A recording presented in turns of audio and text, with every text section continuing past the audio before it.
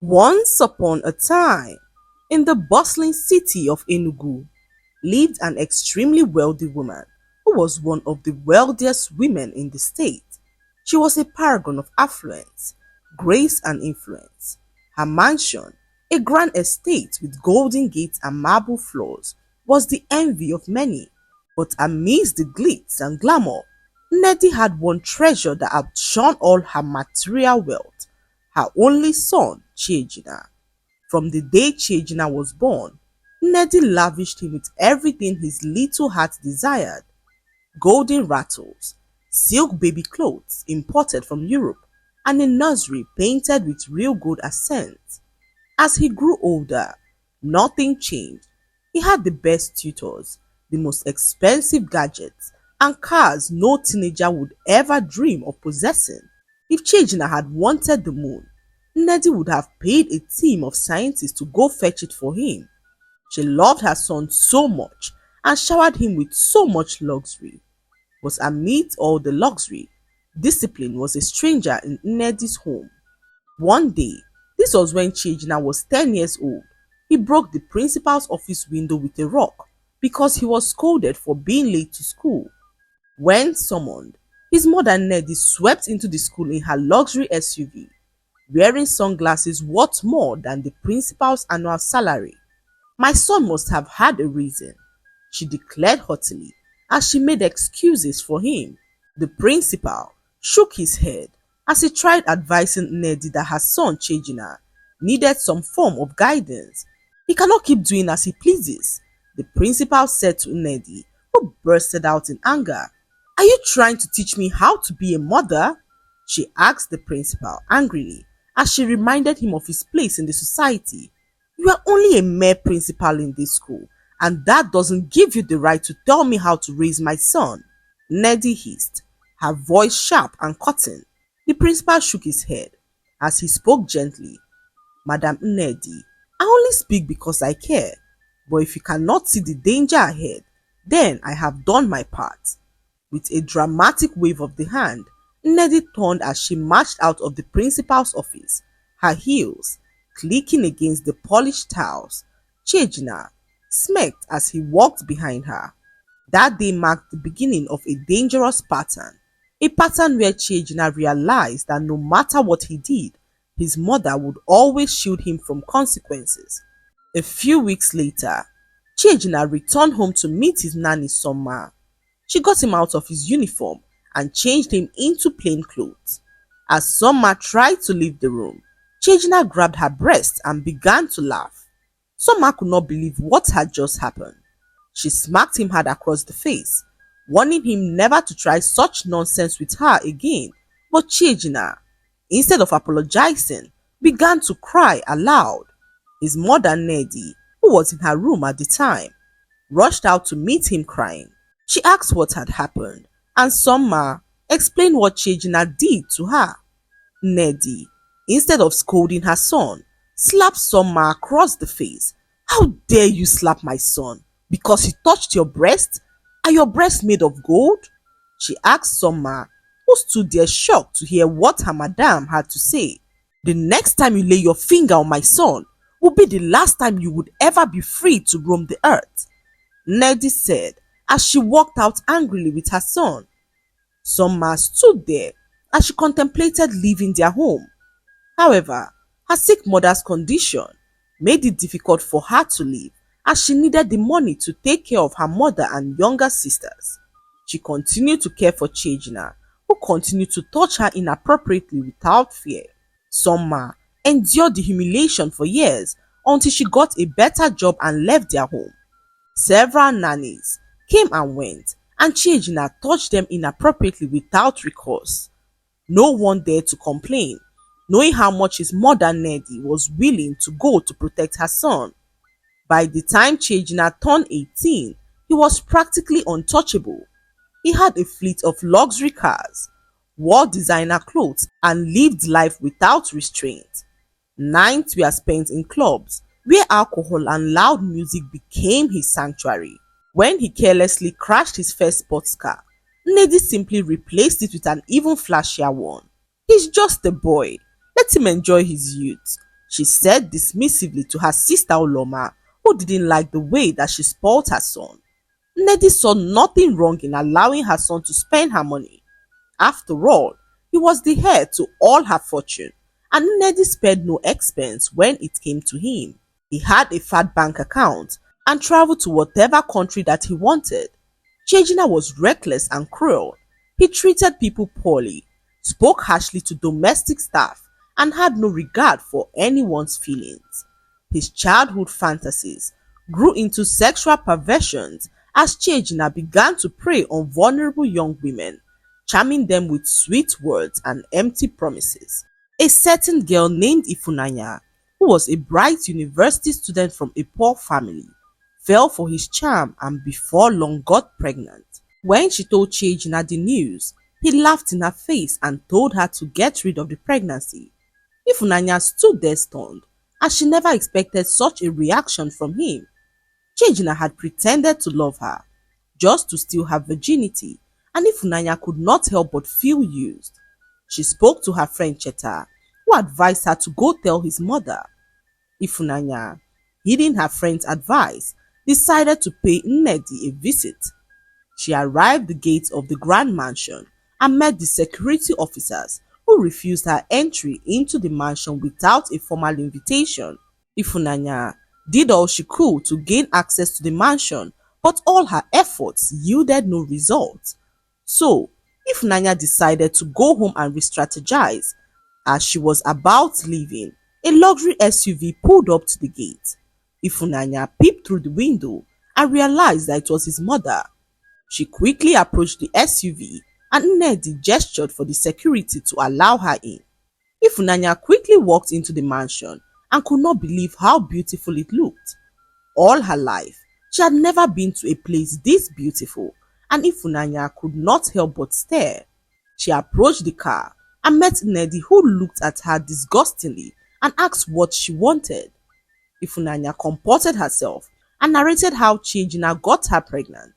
She narrated her ordeal to her voice trembling as she spoke about how Chejina had deceived her, stolen her innocence and abandoned her with a pregnancy. Her tears flowed freely as she recounted the entire story. Nnedi stood there, her expression cold and unreadable. When Ifunanya finished speaking, Nnedi let out a short, humorless laughter. "Do you think you are the first girl to come here with your pathetic story? Do you think I don't know the likes of you? Gold diggers, all of you." Ifunanya gasped, her mouth hanging open in disbelief. "Madam, I'm telling you the truth. I'm not here for your money. I just need your son to take responsibility. Please, my family is poor and I cannot do this alone." But Nnedi wasn't listening. She reached into her purse and brought out a bundle of money and flung to Ifunanya's face. "Take this and get rid of that thing in your stomach," she said as she snapped her fingers, summoning her security men who appeared before her.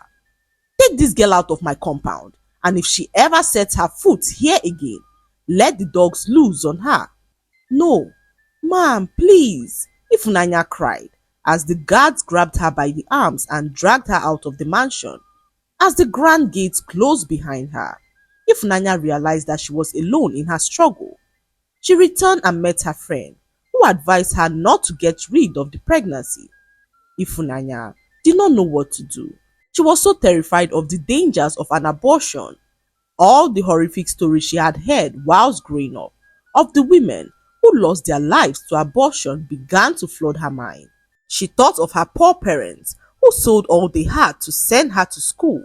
"I can't let them down by keeping this pregnancy," she said to her friend Cheta, who understood her dilemma. "I'll stand by you no matter what decision you take," Cheta said to Ifunanya, who thanked her for being a good friend. Months passed and Chejina's behavior continued to grow worse. Several other women showed up at his mother's doorstep, claiming that they were pregnant for him, and Nnedi, as usual, threw money at them, ordering them to get rid of the pregnancy. She even began to suspect that the women were only claiming to be pregnant just to extort money from her. Nnedi made up her mind in that moment not to give a dime to any other woman who comes to her home claiming to be pregnant. She sat down there exhausted when her security rushed to inform her that a young woman was at her gate. Her body is stained with blood, he said to Neddy, who asked him to let her in. Neddy could feel her heart race. She waited patiently for the young woman, who approached her in tears. She asked what she wanted, and the young woman revealed that her son Chejina forced himself on her. He raped me, the young woman cried as tears poured down her eyes. Neddy could see the blood on her clothes. She stared at the young woman in disgust as she blamed her for everything that happened. Why did you make yourself available to my son in the first place? If you were home with your family, all this would not have happened. The young woman, whose name was Uche, froze in shock to hear such spiteful words from her. She stood there as Neddy asked if her son was the first to take advantage of a girl in the world. Is my son the first to rape a woman? You cheap whores need to take your filthy selves away from my son, she said to Uche, who was then thrown out of her home and warned never to come close to Chejina again. Neddy at this point had lost count of the number of women who were either pregnant for her son or had a bitter encounter with him. It was now exhausting, and Neddy made up her mind not to entertain such complaints again. The next morning, she was about leaving the house for the office when a group of police officers swarmed into her home to apprehend her son Chejina. He was wanted for raping the young woman Uche, and Neddy did all she could to intervene.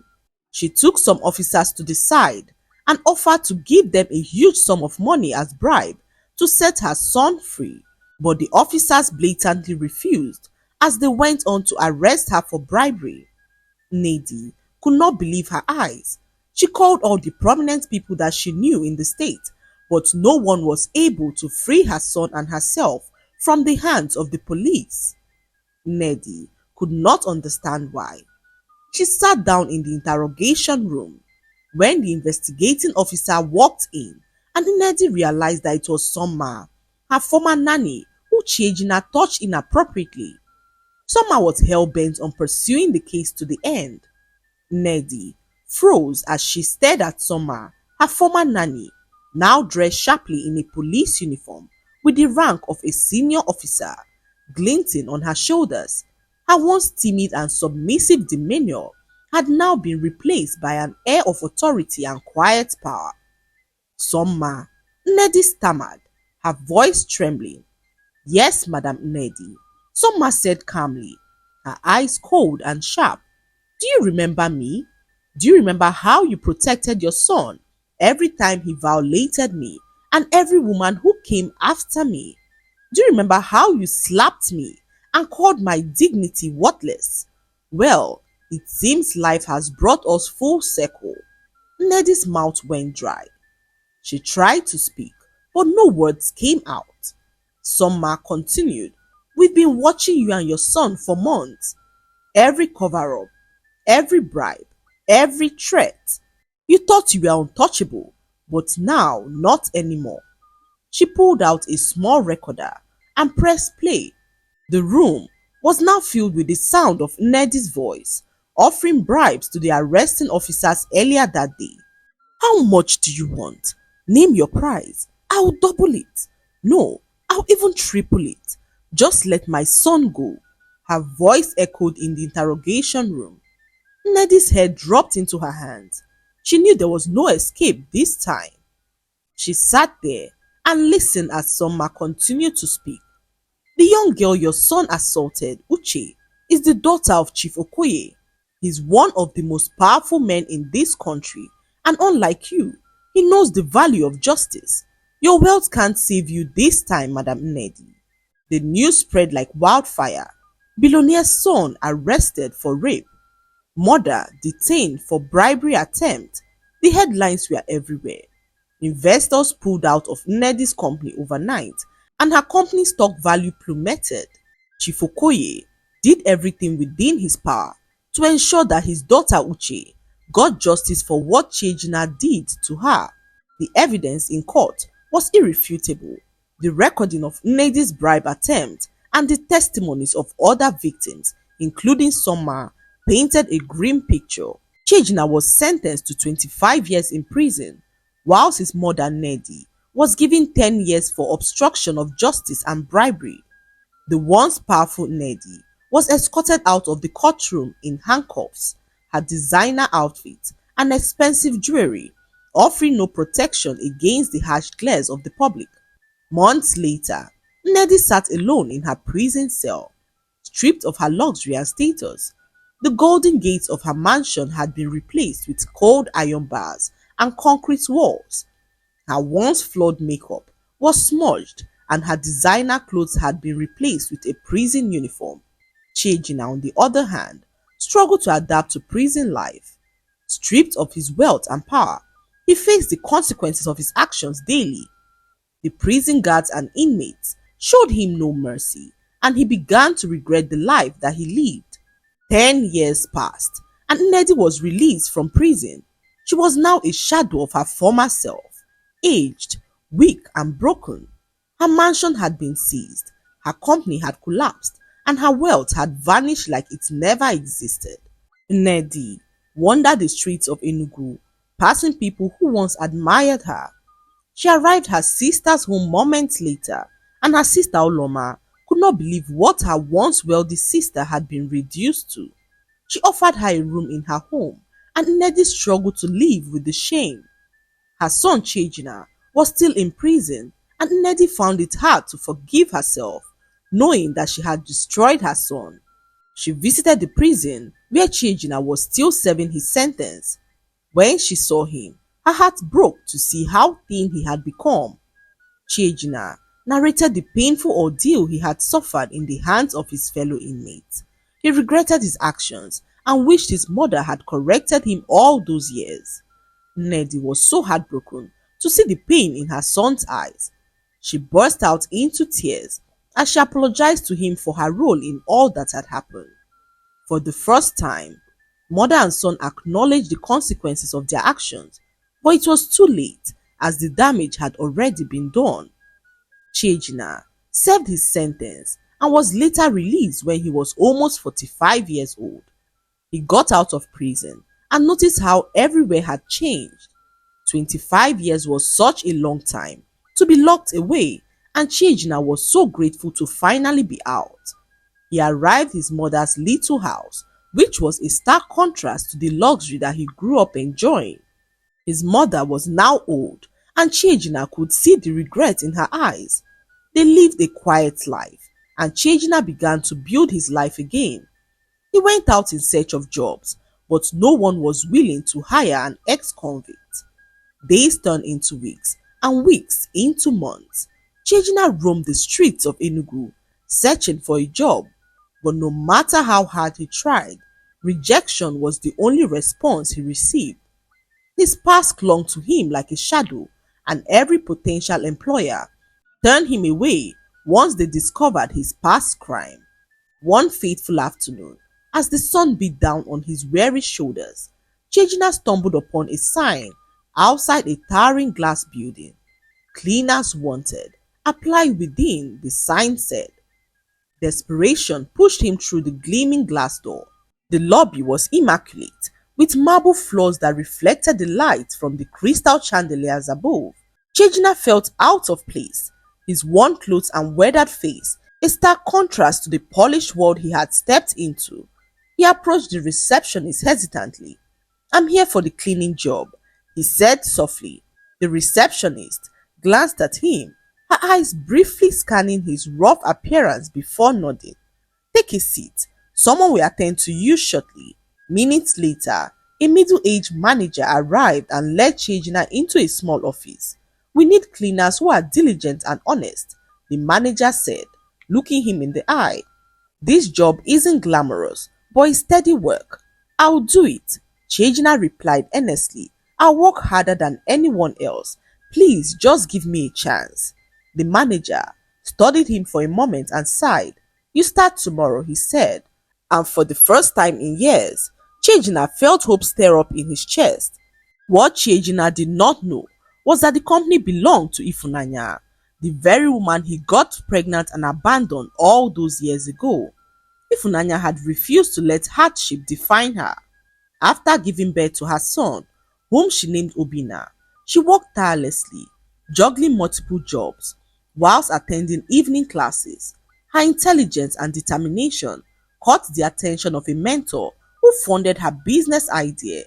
Over the years, her modest startup blossomed into a multi-million naira corporation, making her one of the most influential women in Enugu. Despite her success, Ifunanya remained humble, raising Obina with discipline, love, and a strong sense of responsibility. She never let her past bitterness cloud her vision for the future. Chiejina threw himself into his new job. He scrubbed floors, cleaned windows, and carried heavy beams without complaints. The other staff noticed his dedication, and some even began to show him kindness. But Chiejina never looked up from his work, carrying a quiet sense of shame wherever he went. One afternoon, whilst mopping the executive hallway, he saw a familiar face in a large portrait hanging on the wall. His mop clattered to the floor as he stared at the photograph in disbelief. It was Ifunanya, dressed in an elegant suit, her gaze confident and commanding. Next to her was a handsome young man who happened to be her son. Chiejina could feel his heart pounding in his chest. He could not believe that Ifunanya owned the company that he now worked as a cleaner. His mind replayed all the horrible things that he said to her when she told him that she was pregnant. He stared at the picture again, focusing on the young man next to her, who happened to be around 25 years old. Could he be my son? Chejina thought deeply as he finished up his cleaning and headed back home. Ifunanya happened to be one of the richest women in the state. Her son Obina grew up to be a fine young man, well educated, disciplined, and kind-hearted. Unlike Chejina, Obina was raised with a strong moral compass. Ifunanya had worked tirelessly to ensure that he had both love and structure in his life, qualities that made him respected by employees and peers alike. One evening, as Ifunanya walked through the halls of her company, she noticed a man mopping the floor with quiet determination. There was something about him, a brokenness in his posture, a heaviness in his movements that caught her attention. "Good evening, ma," Chejina said without lifting his head. That voice, it hit Ifunanya like a thunderbolt.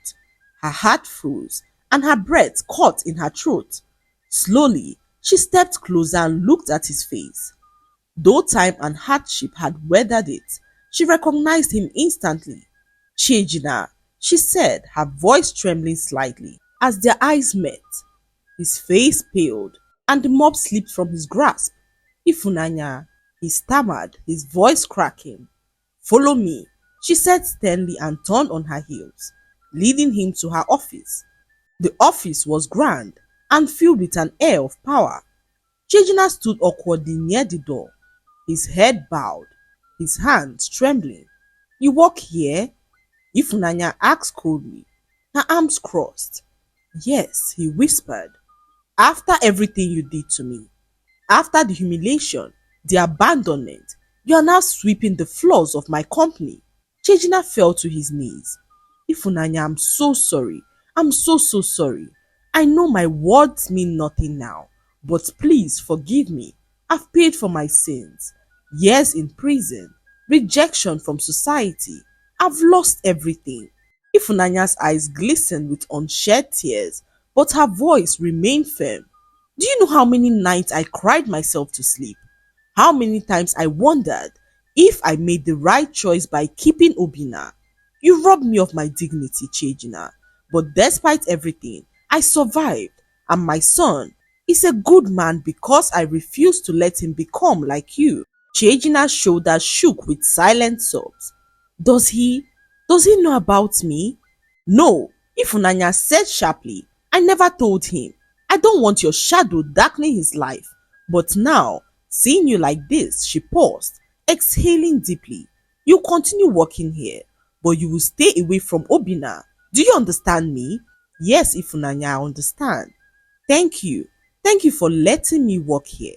Weeks passed, and Chejina remained a diligent cleaner in the company. He avoided Obina as instructed, but could not help but admire him from a distance. He was everything that he wasn't, but Chiejina dared not to approach him. He could not ruin his chances of being around his son, so he kept his distance, hoping that someday Ifunanya would finally tell their son who he truly was. One stormy night, when most of the staff had already left the office, Obina remained behind, poring over financial reports in the office. The glow from his desk lamp illuminated his focused face as the rain pounded against the tall glass windows. Meanwhile, Chejina was still at work, mopping the floors on the executive level. His aging body ached, but he kept going, determined to prove his worth. He had noticed Obina was still in the office, but dared not to approach him. Suddenly, a loud crash echoed down the hallway, followed by a groan. Alarmed, Chejina dropped his mop and rushed towards the sound. He pushed open the door to Obina's office and froze. Obina was lying on the floor, clutching his stomach, his face pale and drenched in sweat. "Sir, are you okay?" Chejina stammered as he rushed to his son's side. "Help me," Obina said weakly before his eyes rolled back. Panic surged through Chejina as he immediately rushed him to the hospital. He did all he could to get through to Ifunanya, who refused to take his calls. As doctors rushed Obina into the emergency room, a nurse approached Chejina. "Are you a family member?" she asked. "Yes, I'm his father," Chejina blurted out without thinking. "We need someone to authorize emergency procedures. Your son has a kidney failure and will need a donor immediately. Are you willing to be tested as a match?" "Yes," Chejina said without hesitation. "Test me. Do whatever you have to do. Just save my son's life." Whilst waiting for the results, Chejina tried calling Ifunanya repeatedly. Each call went unanswered. He sent text messages, left voice messages, and even tried reaching her assistant, but it seemed that she was unreachable. As hours passed, the nurse returned with the test result, revealing that he was a match. Chejina let out a shaky breath as he permitted them to take his kidney. "Take whatever you need from me, but make sure that you save his life," he said as the nurse smiled softly. Chejina was wheeled into the operating room alongside his son Obina. The surgeons worked tirelessly, and after hours of delicate procedures, the kidney transplant was successfully completed. Both father and son were moved to the recovery room. Chejina was so weak from the surgery, but his heart felt light. For the first time in his life, he felt like he had done something right. When Ifunanya finally checked her phone the next morning, she saw the dozens of missed calls and frantic messages from Chejina. Her heart dropped as she rushed to the hospital. "What happened?" she demanded. "Your son suffered kidney failure, madam. He was fortunate. His father was here and donated a kidney. He saved his life." Ifunanya's knees buckled as she clutched the bed rail for support. "Where? Where is he?" she whispered.